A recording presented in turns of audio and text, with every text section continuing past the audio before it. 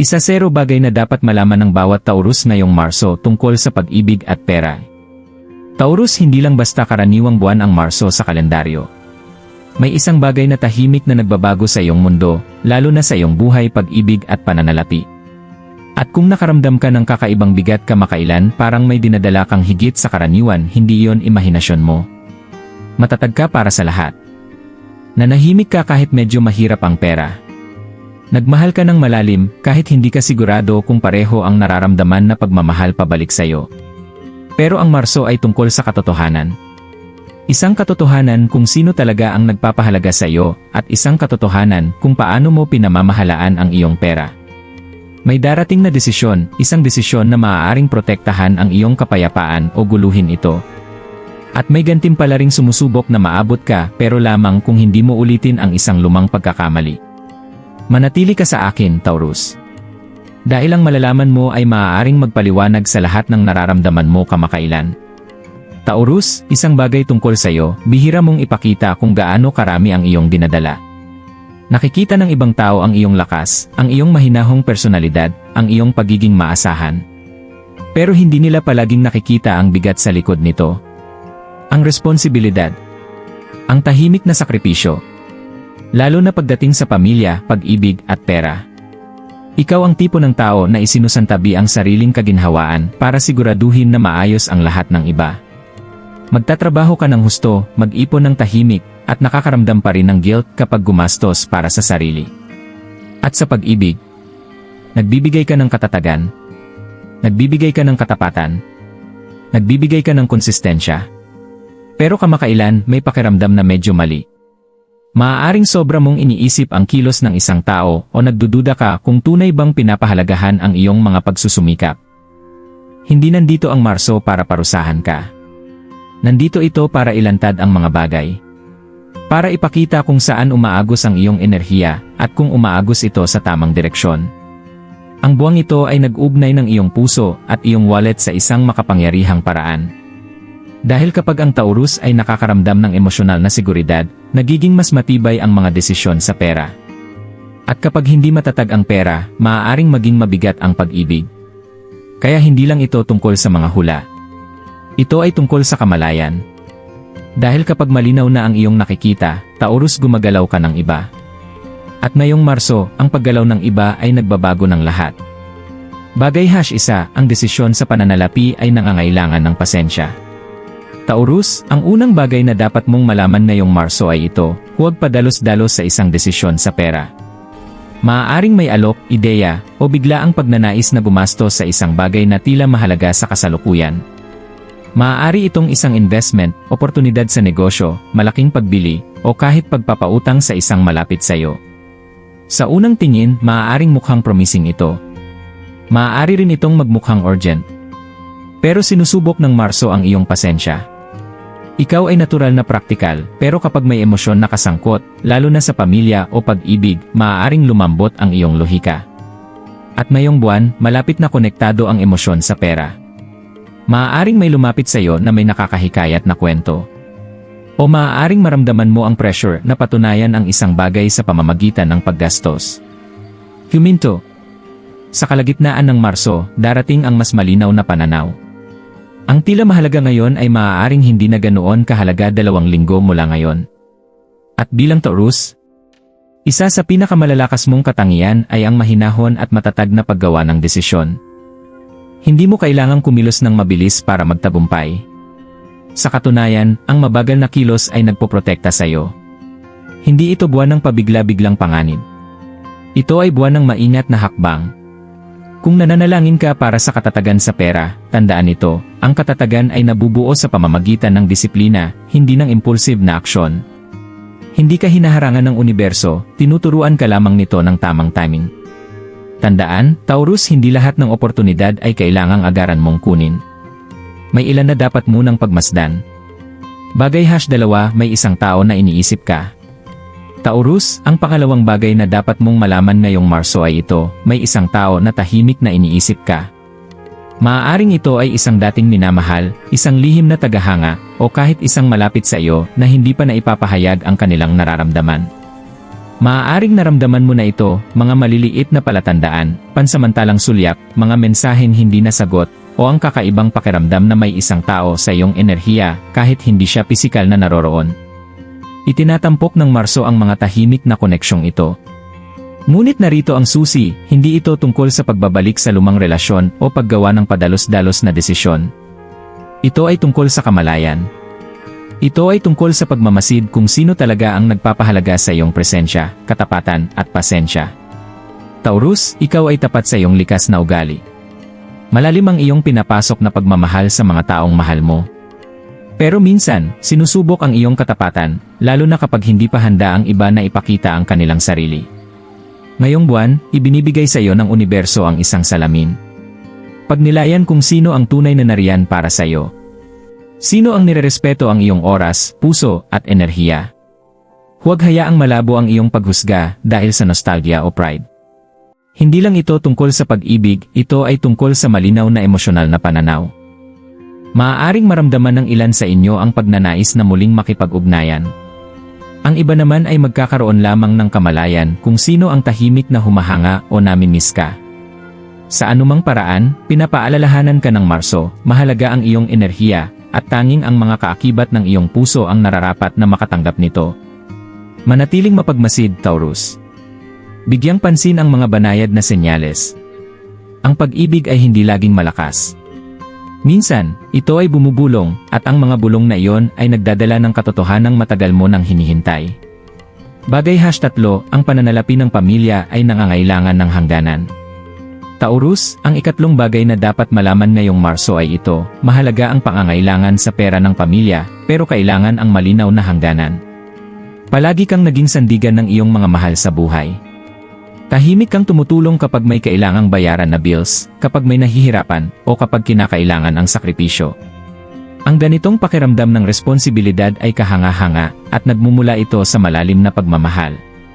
Pero ipinapakita ng Marso na ang labis na pagbibigay ng walang pag-isip ay maaaring maubos ang iyong enerhiya at magdulot ng sama ng loob sa paglipas ng panahon. Maaaring may humingi ng tulong pinansyal o maasa sa suporta sa paraang mabigat sa pakiramdam. Maaaring makaramdam ka ng guilt sa pagsabi ng hindi, lalo na sa kulturang Filipino kung saan mataas ang pagpapahalaga sa katapatan sa pamilya. Pero Taurus, tandaan mo ito, ang pagtulong ay hindi nangangahulugang isasakripisyo mo ang iyong katatagan o kapayapaan ng isip. Ang pangangalaga sa iyong resources ay isa ring anyo ng pagmamahal. Ngayong buwan, ginagabayan ka ng universo na suriin kung saan dapat ilagay ang iyong hangganan. Tanungin ang sarili, aling mga kahilingan ang tugma sa iyong mga halaga? Aling mga kahilingan ang sumisira sa iyong mga layunin? Sino ang tunay na nagpapahalaga sa iyong pagsusumikap? At sino ang nagkakamit nito ng walang pagpapahalaga? Ang pagtatakda ng malusob na limitasyon ay hindi ibig sabihin na ikaw ay makasarili. Ipinapakita nito ang iyong karunungan. Sa pagsabi ng hindi kapag kinakailangan, pinapayagan mo ang iyong sarili na patuloy na suportahan ang pamilya nang hindi nawawala ang balanse. Paalaala ng Marso, hindi ka maaaring magbigay mula sa isang walang laman na tasa. Protektahan ang iyong pananalapi, protektahan ang iyong enerhiya, at magbigay sa paraang nagpapalakas sa iyo at sa iyong mga mahal sa buhay. Ang tamang balanse ay nagsisiguro na ang pag-ibig at pera ay magkasabay na umiiral ng walang alitan. Taurus, panahon mo na ito para muling tukuyin ang kahulugan ng pagiging mapagbigay, maingat, matatag, at may kamalayan. Bagay #4, may energy ng pagbabago sa karera. Taurus, ang ika-4 na bagay na dapat malaman ngayong Marso ay ito, may bagong energy na tahimik na sumusulpot sa iyong karera. Maaaring magdala ang buwang ito ng mga oportunidad na sa una ay tila banayad lang, isang bagong proyekto, karagdagang responsibilidad, o kahit pagkakataon na subukan ang side income. Maaaring maramdaman mo ang paghila patungo sa isang bagay na bago, isang bagay na maghahamon sa iyong comfort zone. At iyon mismo ang punto. Sinusubok ng universo kung gaano ka kahanda na lumago habang nananatiling nakatapak sa lupa. Huwag padalos-dalos sa desisyon. Hiniling ng Marso na magmasid ka ng maigi. Ang maliliit na hakbang ngayon ay magdadala sa mas matatag na sitwasyon sa hinaharap. Taurus, ang likas mong pasensya at praktikal na pananaw ay ang iyong pinakamalakas na kaalyado. Kahit tila mabagal ang progreso, magtiwala na may momentum na unti-unting nabubuo sa likod ng eksena. Maaaring mapansin ng ilan sa inyo ang palatandaan ng pagkilala sa nakaraang trabaho, isang manager na napapansin ang iyong pagsusumikap, isang kliyente na nagpupuri sa iyong kakayahan, o isang hindi inaasahang oportunidad mula sa networking. Ang iba naman ay mararamdaman ang paghihikayat na subukan ang panganib sa entrepreneurship o side hustle. Ngunit tandaan, ang maingat na galaw ay palaging mas epektibo kaysa sa padalos-dalos. Madalas pinahahalagahan ng mga Filipino Taurus ang seguridad kaysa panganib, at iginagalang ng Marso ang instinct na ito. Ngayong buwan, bigyang pansin ang timing, intuition, at ang pagkakaugnay sa iyong pangmatagalang layunin. Ang pangunahing mensahe, yakapin ang paglago pero gawin ito ng maayos. Hayaan ang energy ng iyong karera na magbago ng natural. Magtiwala na bawat pagsisikap na tahimik mong ginawa ay naghahanda sa iyo para sa iyong susunod na breakthrough. Sa pamamagitan ng disiplina at pagiging alerto, tatahak ka sa Marso ng mas malakas, mas handa, at mas malapit sa katatagan na matyagang binuo mo. Taurus, darating ang pagbabago, banayad, matatag, at puno ng pangako. Maging handa. Bagay #5, kailangan ng tapat na komunikasyon ang pag-ibig. Taurus, ang ikalimang bagay na dapat malaman ngayong Marso ay ito, kailangan ng iyong buhay pag-ibig ang tapat at bukas na komunikasyon. Ikaw ay likas na tapat at labis na dedikado. Ibinibigay mo ang iyong puso ng buo at inaasahan ang tiwala at katapatan bilang kapalit. Pero minsan, Taurus, nagtatago ka, alinman para protektahan ang sarili o iwasan ang alitan. Ipinapakita ng Marso na ang katahimikan, kahit may mabuting intensyon, ay maaaring magdulot ng hindi pagkakaintindihan. Maaaring may isang tao sa iyong buhay na nakakaramdam ng distansya o pagkalito. Ang maling komunikasyon ay maaaring magdulot ng tensyon, at ang maliliit na hindi na ipapahayag na issue ay maaaring lumaki kung hindi maayos. Hinihikayat ka ng universo na magsalita ng malinaw, kalmado, at mula sa puso. Ibahagi ang iyong nararamdaman, ang iyong mga inaasahan, at ang iyong mga alalahanin nang walang sisihan, nang walang pag-aalinlangan. Para sa ilang Taurus, ito ay nangangahulugang sa wakas ay maipapahayag ang pag-ibig na tahimik na naghihintay. Para sa iba, maaaring ito ay ang pagtugon sa mga alalahanin bago pa man ito lumala. Sa anumang paraan, ang katapatan ang tulay sa pagitan ng hindi pagkakaintindihan at emosyonal na closeness. Tandaan, ang Marso ay tungkol sa pagkakaugnay. Kailangang magkapareho ng wavelength ang iyong puso at ang puso ng iyong partner. Iwasang isipin na halata ang pag-ibig, maaaring ang nararamdaman mo ng tahimik ay hindi maintindihan nila. Kilala ang mga Filipino Taurus sa katapatan at pasensya, pero ang pasensya lamang ay hindi sapat upang lutasin ang emosyonal na disconnect. Ngayong buwan, ang tapang sa komunikasyon ay magpapalakas sa inyong ugnayan at makakaiwas sa hindi kailangang sakit ng puso. Magsalita, Taurus. Malakas ang iyong boses, at binibigyan ka ng Marso ng perpektong pagkakataon na gamitin ito, hindi para makipagtalo, kundi para palalimin ang pag-unawa, alagaan ang pag-ibig, at lumikha ng harmonya kung saan ito pinakamahalaga. Bagay #6, may nakatagong selos sa iyong paligid. Taurus, ang ika-6 na bagay na dapat malaman ngayong Marso ay ito, may isang tao sa paligid mo na naiinggit sa iyong progreso. Maaaring hindi ito halata sa simula. Minsan, ang selos ay hindi nagpapakita ng malakas, ito ay bumubulong sa pamamagitan ng mga banayad na salita, maliliit na kritisismo, o hindi maipaliwanag na tensyon. Itinatampok ng Marso ang energy na ito, hinihikayat kang maging maingat kung sino talaga ang sumusuporta sa iyo at sino ang tahimik na naiinggit sa iyong tagumpay sa pag-ibig, pera, o personal na pag-unlad. Huwag mo itong gawing personal. Ang selos ay refleksyon ng iba, hindi ng iyo. Pero maaari nitong maapektuhan ang iyong enerhiya kung hindi ka maingat. Maging maingat sa pagbabahagi ng iyong mga plano ng maaga, lalo na pagdating sa mga bagong oportunidad, hakbang sa karera, o personal na tagumpay. Protektahan ang iyong enerhiya, Taurus. Madalas ituro ng kulturang Filipino ang pagpapakumbaba, pero ngayong buwan, ang pagpapakumbaba ay dapat samahan ng pagkakilala sa tamang desisyon. Magsalita ng kaunti tungkol sa iyong mga tagumpay at hayaang magsalita ang iyong mga aksyon. Magtiwala na ang tamang tao ay makikilahok sa iyong tagumpay, habang ang iba ay natural na magpapakita ng kanilang tunay na intensyon. Pinapaalala rin ng Marso na panatilihin ang kumpiyansa. Ang selos ay namumuhay sa pagdududa at pag-aatubili. Tumayo ng matatag sa iyong halaga, sa iyong talento, at sa mga desisyon na ginawa mo. Taurus, ang pagprotekta sa iyong kapayapaan ay hindi kayabangan, ito ay karunungan. Sa pamamagitan ng pagpapanatiling malinaw ang iyong circle at pagtutok sa iyong enerhiya, tinitiyak mo na hindi pabagalin ng inggit ang iyong momentum. Tandaan, ang mga nararapat makasabay sa iyong pag-angat ay sasabay sa iyo, ang iba ay kusang mawawala. Maging mapagmatsyag, manatiling grounded, at patuloy na umusad ng may tahimik na lakas. Ang kamalayang ito ay bahagi ng iyong breakthrough ngayong Marso. Bagay #7, nag-a-activate ang iyong pinansyal na karma. Taurus, ang ikapitong bagay na dapat mong malaman ngayong Marso ay ito, tahimik na nag-a-activate ang iyong pinansyal na karma. Lahat ng ginawa mo noon, bawat pagsisikap, bawat sakripisyo, bawat maingat na desisyon, ay nagsisimulang magpakita ng resulta. Ang Marso ay buwan ng pagmumuni-muni at gantimpala, pero nangangailangan ito ng pasensya. Ang mga ipinuhunan mo ng may katapatan at disiplina ay maaaring hindi agad nagbigay ng resulta. Pero ngayon, ang universo ay nagsasaayos upang ibalik sa iyo ang enerhiya sa konkretong paraan. Ngayong buwan, ituon ang pansin sa pagpapatawad, hindi para sa iba, kundi para sa kapayapaan ng iyong sarili. Pakawalan ng pride, pakawalan ng sama ng loob, at hayaang magbukas ang iyong puso ng walang takot. Ang emosyonal na pagpapagaling ay hindi nangangahulugang nakakalimot sa mga natutunang aral, ito ay pagpili ng kapayapaan kaysa sama ng loob. Ang mga Filipino Taurus, na kilala sa matibay na pagpapahalaga sa pamilya at kultura, ay maaaring mag-atubiling ipahayag ang kanilang kahinaan. Hinikayat ng Marso na ipahayag ng kalmado at tapat ang iyong nararamdaman, maging sa romantikong relasyon o malalapit na pagkakaibigan.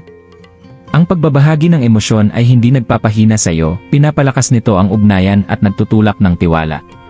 Ito rin ay panahon upang kilalanin ang mga pattern sa nakaraang relasyon. Sobra ka bang nagpasensya sa mga sitwasyon kung saan kulang ang respeto? Hinihila mo pa ba ang mga tao na hindi tugma sa iyong puso? Ang kamalayan ang unang hakbang patungo sa pagpapagaling. Sa pagtatapos ng Marso, Taurus, mararamdaman mo ang magaan na pakiramdam. Ang emosyonal na enerhiya na dating mabigat ay nagsisimulang matunaw, nagbibigay daan para sa mga bagong koneksyon, mas malalim na pag-unawa, at tunay na pag-ibig. Ang iyong puso, na matyagang nagdala ng napakarami, ay sa wakas ay pinapangalagaan. Magtiwala sa prosesong ito, tahimik na nangyayari ang pagpapagaling, pero ang epekto nito ay huhubog sa iyong mga relasyon sa mga darating na buwan. Bagay #9, isang pagsubok sa katapatan. Taurus, ang ika-9 na bagay na dapat mong malaman ngayong Marso ay ito, may isang tao na susubok sa iyong katapatan. Maaaring banayad lang ito, isang komento, isang sitwasyon, o kahit isang kahilingan na huhamon sa iyong mga halaga.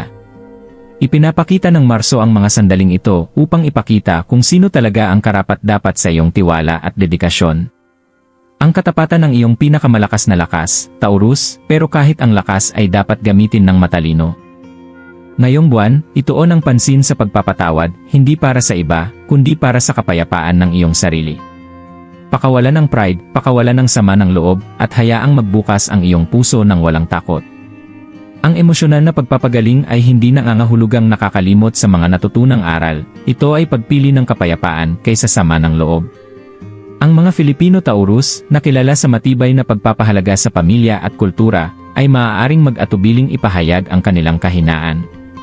Hinikayat ng Marso na ipahayag ng kalmado at tapat ang iyong nararamdaman, maging sa romantikong relasyon o malalapit na pagkakaibigan. Ang pagbabahagi ng emosyon ay hindi nagpapahina sa iyo, pinapalakas nito ang ugnayan at nagtutulak ng tiwala. Ito rin ay panahon upang kilalanin ang mga pattern sa nakaraang relasyon. Sobra ka bang nagpasensya sa mga sitwasyon kung saan kulang ang respeto? Hinihila mo pa ba ang mga tao na hindi tugma sa iyong puso? Ang kamalayan ang unang hakbang patungo sa pagpapagaling. Sa pagtatapos ng Marso, Taurus, mararamdaman mo ang magaan na pakiramdam. Ang emosyonal na enerhiya na dating mabigat ay nagsisimulang matunaw, nagbibigay daan para sa mga bagong koneksyon, mas malalim na pag-unawa, at tunay na pag-ibig. Ang iyong puso, na matyagang nagdala ng napakarami, ay sa wakas ay pinapangalagaan. Magtiwala sa prosesong ito, tahimik na nangyayari ang pagpapagaling, pero ang epekto nito ay huhubog sa iyong mga relasyon sa mga darating na buwan. Bagay #9, isang pagsubok sa katapatan. Taurus, ang ika-9 na bagay na dapat mong malaman ngayong Marso ay ito, may isang tao na susubok sa iyong katapatan. Maaaring banayad lang ito, isang komento, isang sitwasyon, o kahit isang kahilingan na huhamon sa iyong mga halaga. Ipinapakita ng Marso ang mga sandaling ito upang ipakita kung sino talaga ang karapat-dapat sa iyong tiwala at dedikasyon. Ang katapatan ng iyong pinakamalakas na lakas, Taurus, pero kahit ang lakas ay dapat gamitin ng matalino. Maaaring magmula ang pagsubok mula sa partner, miyembro ng pamilya, o malapit na kaibigan.